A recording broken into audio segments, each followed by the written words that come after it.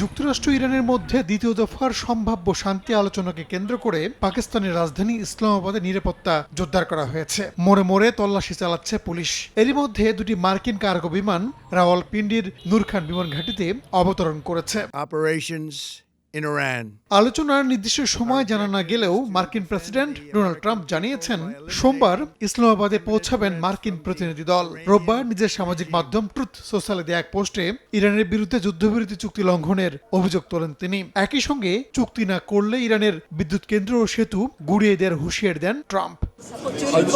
এদিকে সমঝোতার রূপরেখা চূড়ান্ত না হওয়া পর্যন্ত ইরান দ্বিতীয় দফার বৈঠকে বসবে না বলে সাফ জানিয়েছেন দেশটির উপপররাষ্ট্রমন্ত্রী সাইদ খাতিবজাদে। তিনি জানান, যুক্তরাষ্ট্রের অতিরিক্ত দাবি দেওয়ার কারণে কিছু বিষয় নিয়ে দুপক্ষ এখনো ঐকমত্যে পৌঁছতে পারেনি। তাসনিম নিউজের প্রতিবেদন অনুযায়ী নতুন শর্ত পাকিস্তানের মাধ্যমে ওয়াশিংটনকে জানিয়ে দেওয়া হয়েছে। যুক্তরাষ্ট্র নতুন প্রস্তাব পাঠালেও তা পর্যালোচনা করে এখনো কোনো জবাব দেয়নি তেহরান।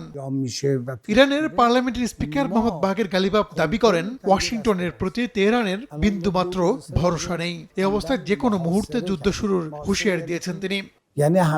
চলমান অস্থিরতার মধ্যে আবারও হরমুজ প্রণালী বন্ধ করে দিয়েছে ইরান। মার্কিন নৌ অবরোধ তুলে না নেওয়া পর্যন্ত প্রণালীতে অবস্থান নেওয়া যে কোনো ধরনের জাহাজের উপর হামলার হুঁশিয়ারি দিয়েছে আইআরজিসি। রোববারও দুটি তেলবাহী ট্যাঙ্কার ফিরিয়ে দিয়েছে বাহিনীটি।